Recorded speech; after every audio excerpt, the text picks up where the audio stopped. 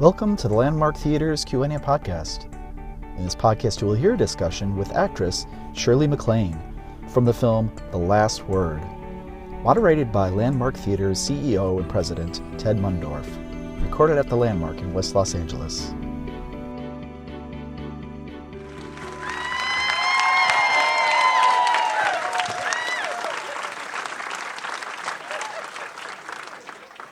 So this was a first-time script writer? Yes. And so how did that script get to you? By mail. So it was slow. No, actually, I don't know how long it was from the time he finished it to the time that I read it.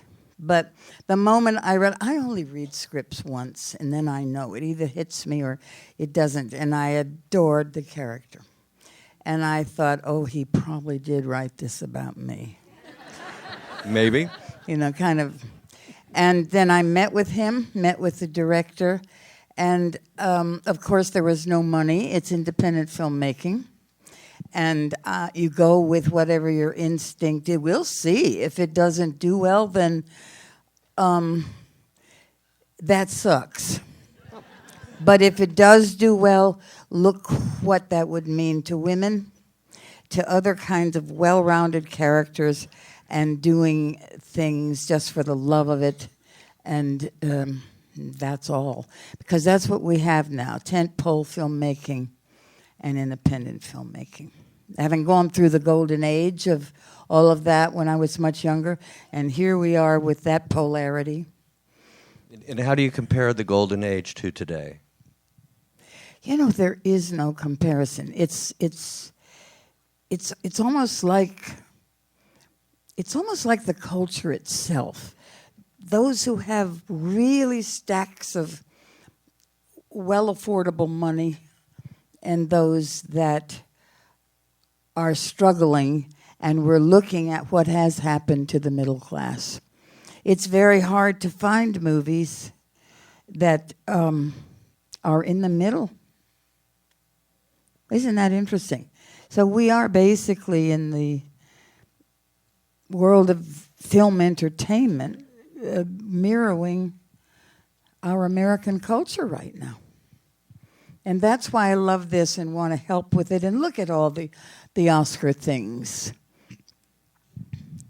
I mean, don't mention it. No. Don't mention it. I was only going to mention Shirley's. And what a okay. beautiful moment that was. Yeah. Oh, I just love looking up to other women. You know, she's so tall. She is tall. Oh, my God. I love that she looks like a mountainside. But really, the whole idea of what we're experiencing in Hollywood, you never know what is going to come out of all of this. Because as it is, I think, in this culture, actually, if it's character-driven and it's well-aligned and you really believe what you're doing and you actually express authentically, it will work. And that's what happens in politics, in money, in furniture, in fashion, in the things that look for the best in human nature, even though they might not look very pleasing. But I will say that the good news is, especially with the number of independent films that again responded or won and were recognized during the Academy Award season is so wonderful. Yeah. And frankly, our business, unlike the commercial guys, meaning the Landmark business, is actually ahead of last year, and this is a great sign for. Absolutely. So, and it's also required by the audience tonight to tell 3 people to come see the film. So Oh, hell of a good idea. That is. Would you do that? I mean, did you think? Is this mostly something women would recommend, or the men feeling that way too? Really? But the women decide when the men go to the movies, so that's. I think the women decide everything these days. They're Absolutely. smart. That's wonderful. So you're walking down the street and someone comes up to you. Do they talk about your books and ask you about your books, or do they talk to you about your acting after 50 years or 50 plus Amazing. films? No. What, You know, I do evenings with, I love interacting with the live audience. I love to hear what's on your mind and what you're curious about. So I go out and I have a compendium of films with everything in it, and the Rat Pack and my life and a couple of dozen affairs and things like that.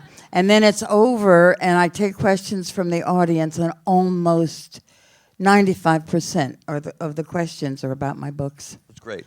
So do you look at yourself as an author more than an actress, or equal? No. Neither. I'm kind of a curious seeker. And I look maybe for more parts of my identity myself in a character. And that's really basically what I write about. Who are we? Why are we here? Why are we born? Are we alone? I mean, come on. Do we really have longevity in our soul? Do we die? No. We just stop with this the so-called body and move on. I mean, I truly believe that. And what it gives me is a sense of, I don't know, soul's longevity, let's put it that way. And people are going through a lot of very difficult things now.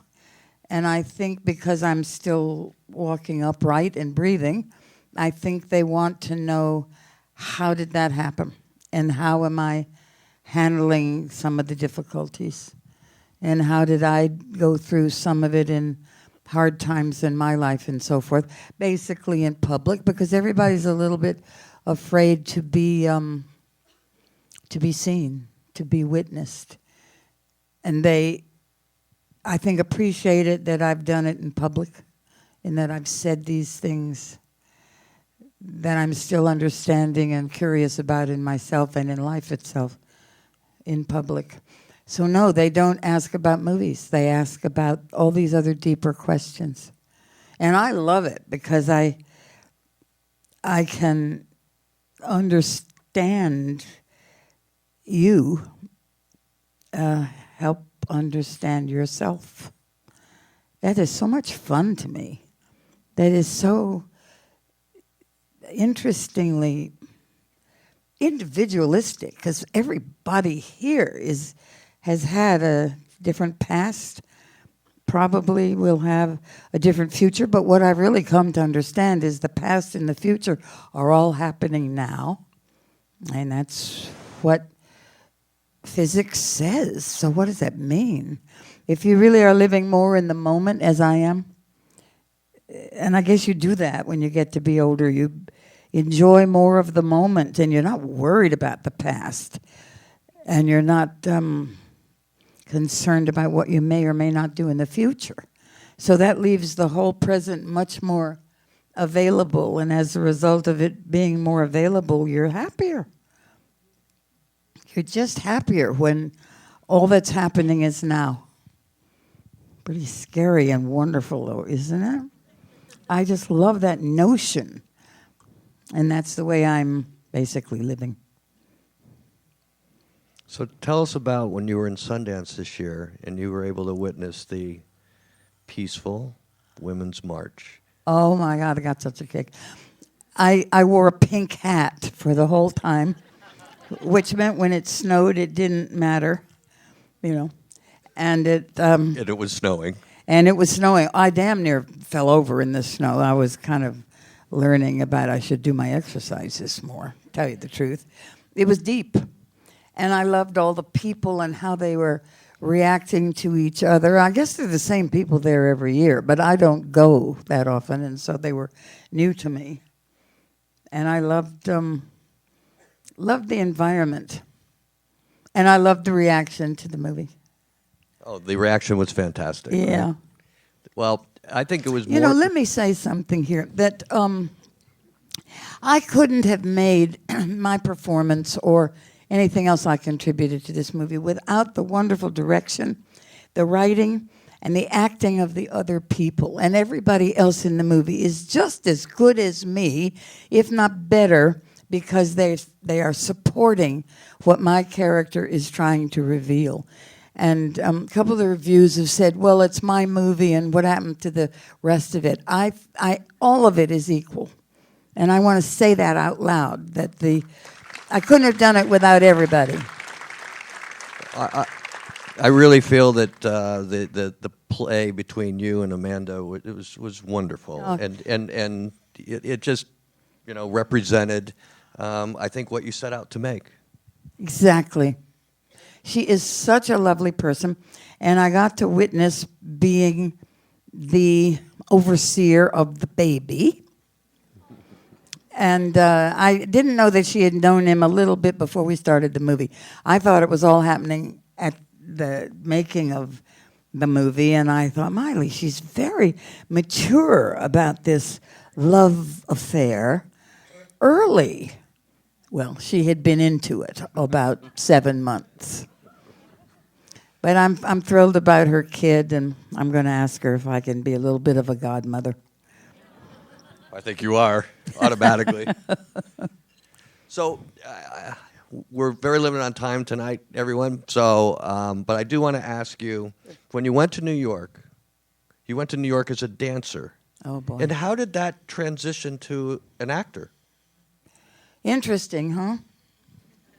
No, I actually started dancing when I was 3. My mother took me to ballet class because I was born with weak ankles, and she thought ballet would be very good to strengthen and align them. And I fell in love with discipline, fell in love with music, fell in love with working together. I'm kind of a team player. That's my psychology. And I was a pretty good dancer. I could do 2 pirouettes to the right on point. Interesting. Once we were doing a performance at Constitution Hall, and I was doing some grand jetés across the stage right before the performance, and I fell, and I broke my ankle. Oh. And I danced the whole ballet on point with a broken ankle. That's my work ethic. It's a little sick, but it's my, if I'm expected to do something, I will do it. Anyway, went to New York, studied at ballet theater, was in ballet theater maybe 20 minutes, like that. And then did a few chorus jobs and ended up in the chorus of Pajama Game and went on for the Star with no rehearsal. And I was pretty good. And then that was that. I guess destined, huh? I suppose. I think that's how I got into spirituality and metaphysics. My life is an example. Tell you the truth. And who's the last, or what's the last person who gave you advice? I'd like to actually talk, I'd like you to say a few words about your next book. Is that what my next book is about? I think so. No. I was going to make some smart-ass remark about my last person who said, I think the cop don't walk so fast, or something like that. I've been writing about my relationship with my dog, Terry. And she was with me 24/7 for 17 years. And she was getting very old, and I did not have the courage to put her down.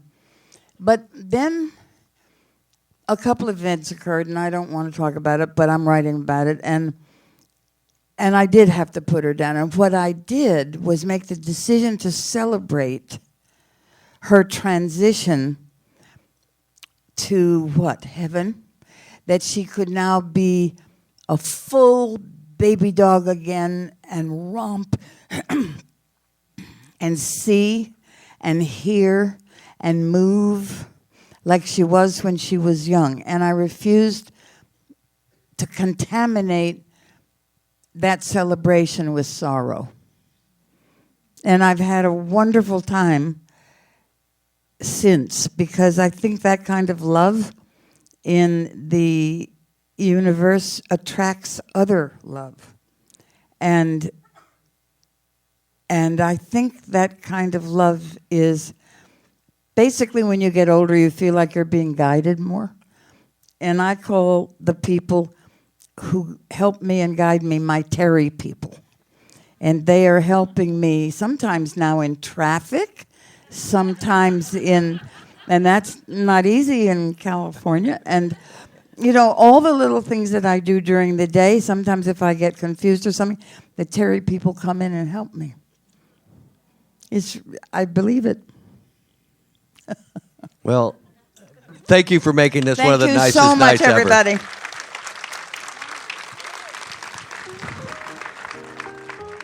You have been watching the Landmark Theater's Q&A podcast. For further in-depth discussions with filmmakers, be sure to check out the other Q&As available on our channel from past films. And remember to subscribe to our YouTube channel to stay up to date with all our bonus content. Thanks for watching.